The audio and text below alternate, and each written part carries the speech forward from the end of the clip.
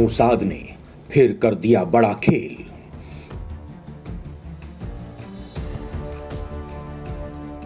Iran में कैसे हुई कर्नल अली की संदिग्ध मौत। इजराइल का एक और खुफिया मिशन कामयाब।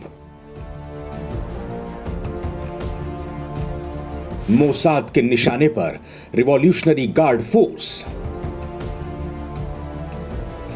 इजराइल को धमकी देना ईरान को पड़ा महंगा। दोस्तों, इजराइल और ईरान की दुश्मनी किसी से छिपी नहीं है, लेकिन इस दुश्मनी की दरार और बढ़ गई है। इसका कारण है ईरान के कर्नल अली की संदिग्ध मौत, जिसे लेकर ईरान भड़का हुआ है और इसके लिए इजराइल और मोसाद को जिम्मेदार ठहरा रहा है। दोस्तों, कहा यह भी जा रहा है कि ईरान की धमकी ने ही उसके कर्नल की जान ले ली है। आखिर ईरान ने इजराइल को क्या चेतावनी दी थी? आखिर इजराइल को ईरान कर्नल अली की हत्या का जिम्मेदार क्यों ठहरा रहा है? आखिर ये कर्नल अली कौन हैं और उनकी हत्या से इजराइल को क्या फायदा होने वाला है? ये पूरी मिस्ट्री आज के इस वीडियो में मैं आपको बताऊंगा, लेकिन इसके लिए आपको मेरे साथ बने रहना होगा और ये वीडियो पूरा देखना होगा। तो चलिए शुरू करते हैं। दोस्तों, इस पूरी मिस्ट्री को समझने से पहले आपको यह जानना होगा कि आखिर दोनों के बीच विवाद की मेन जड़ है क्या। ईरान के निशाने पर इजराइल के 5 लोग। रिवॉल्यूशनरी गार्ड के अधिकारी की हत्या को लेकर बवाल। दोस्तों, इजराइल और ईरान की दुश्मनी बढ़ाने वाली एक खबर एक हफ्ते पहले आई थी, जब ईरान ने कहा था कि उसके निशाने पर इजराइल के 5 लोग हैं। इन सभी की तस्वीरें भी उसने जारी की थी। इन लोगों के ईरान के हिट लिस्ट में शामिल होने के पीछे की वजह रिवॉल्यूशनरी गार्ड के अधिकारी की हत्या का बदला लेना बताया जा रहा था। ईरान ने दावा किया था कि 5 इस्लामिक देशों के खिलाफ साजिश रचने और रिवॉल्यूशनरी गार्ड्स की हत्या में शामिल हैं।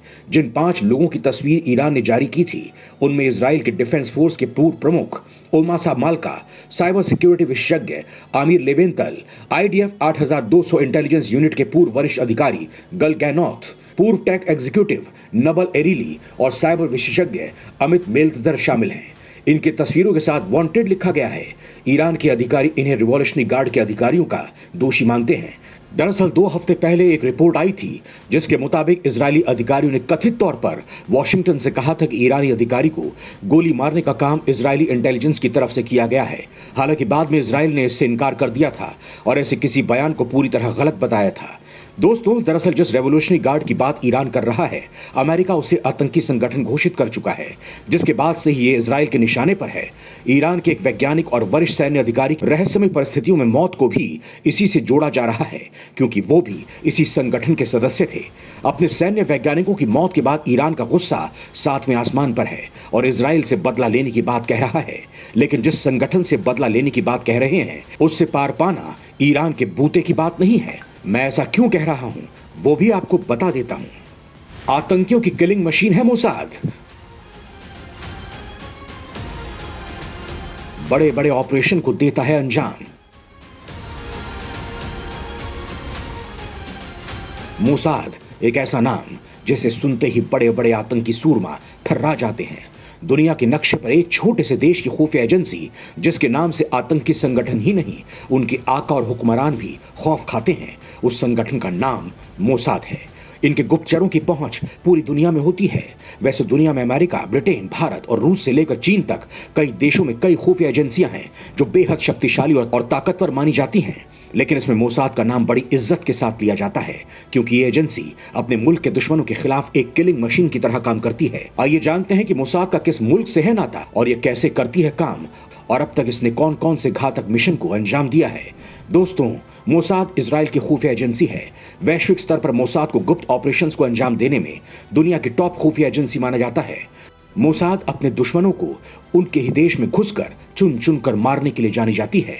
आमतौर पर ऐसे ऑपरेशन को अंजाम देना बेहद ही कठिन होता है, लेकिन मोसाद को ऐसे अभियानों में महारत हासिल है।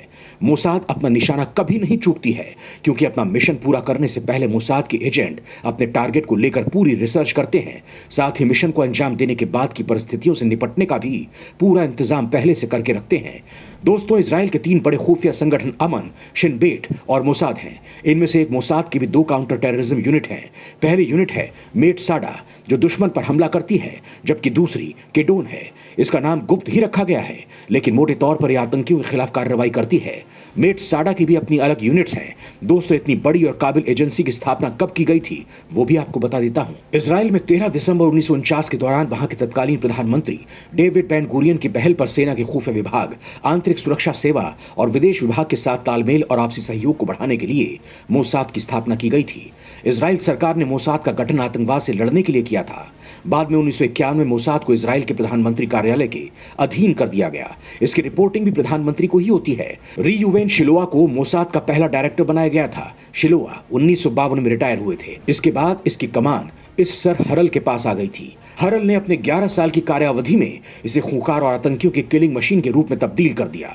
आज के दौर में मोसाद के पास top class secret agent, high tech intelligence team, sharp shooter और कातिल हसीनाओं समेत कई तरह के जासूस और गुप्त योद्धाओं की फौज है। मोसाद के एजेंट्स इतनी सफाई से काम को अंजाम देते हैं कि कोई सबूत भी नहीं बचता। दोस्तों, आपको मोसाद के कुछ बड़े ऑपरेशंस के बारे में भी बता देता हूं। मोसाद के बड़े ऑपरेशन। दोस्तों, मोसाद ने कई बड़े ऑपरेशन को अंजाम दिया है, जिसे जानकर आप भी रोमांचित हो जाएंगे। तो चलिए आपको क्रमवार इसकी जानकारी देता हूं। 2020 ईरानी परमाणु वैज्ञानिक का खात्मा। नवंबर 2020 में ईरान के सैन्य परमाणु कार्यक्रम के शीर्ष वैज्ञानिक ब्रिगेडियर जनरल मोहसिन फखरीजादेह की हत्या कर दी गई है। हालांकि मोसाद ने तब इसकी जिम्मेदारी खुले तौर पर नहीं ली, लेकिन जून 2021 में मोसाद के मुखिया ने इसे लेकर अहम खुलासे किए थे। 1976 का ऑपरेशन थंडरबोल्ट। अरब के आतंकियों द्वारा हाईजैक फ्रांसीसी विमान को मोसाद अपने 94 नागरिकों के साथ युगांडा से मुक्त कराकर लाया था।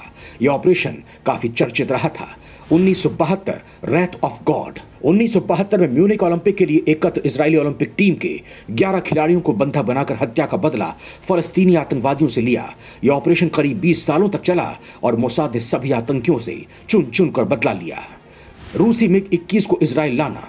1960 में रूस के सबसे उन्नत विमान मिग 29 को ला पाने में जब अमेरिका की CIA भी विफल रही, तो फिर मोसाद की महिला एजेंट ने 1964 में इसे करके दिखाया। हालांकि 1962 में इसी मिशन पर एक मोसाद एजेंट पकड़ा गया था, जिसे फांसी दे दी गई थी। 1960 अर्जेंटीना में सीक्रेट मिशन। मोसाद ने अर्जेंटीना में 1960 में एक सीक्रेट मिशन को अंजाम देते हुए नाजी युद्ध के अपराधी एडोल्फ एक्मैन को गुपचुप तरीके से अपहरण करके इजराइल ले आई। बाद में मुकदमा चलाकर उसे सजा दी गई। इस मिशन को 5 एजेंट्स ने पूरा किया। मोसाद ने अमेरिका के लिए ईरान में घुसकर अलकायदा के नंबर 2 आतंकी अल मसरी को मार गिराया। फिर ईरान में घुसकर आतंकी अबू मोहम्मद का भी खात्मा किया। फलस्तीनी नेता यासिर अराफात के राइट हैंड खलील अल वजीर उर्फ अबू जिहाद को ट्यूनीशिया में टूरिस्ट बनकर गए मोसाद के एजेंट ने परिवार के सामने ही 70 गोलियां मारी थीं। दोस्तों, मुझे यकीन है कि मोसाद के इन कारनामों ने आपको रोमांचित कर दिया होगा और आप ऐसी ही एजेंसी की कल्पना भारत में भी कर रहे होंगे।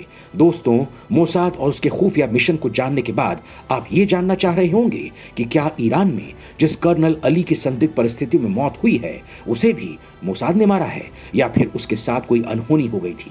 दोस्तों, फिलहाल ये साफ नहीं है कि ईरान के कर्नल अली की मौत कैसे हुई, लेकिन ईरान इसके लिए सीधे तौर पर इजराइल को जिम्मेदार मानता है। हालांकि इजराइल के 2 अधिकारी ने इस बात का खंडन किया था कि उन्होंने ईरानी सैन्य अधिकारी की हत्या को अंजाम दिया है। दोस्तों, कर्नल सैयद और कर्नल अली दोनों ही ईरान की सेना रिवॉल्यूशनरी गार्ड फोर्स के यूनिट 840 के सदस्य थे, जिनकी हत्या का आरोप मोसाद पर लगा है। इजराइल का आरोप है कि यूनिट 840 के सदस्य विदेशों में लोगों को मारने के लिए मिशन चलाती है, लिहाजा ऐसी संस्था दुनिया के लिए खतरा है।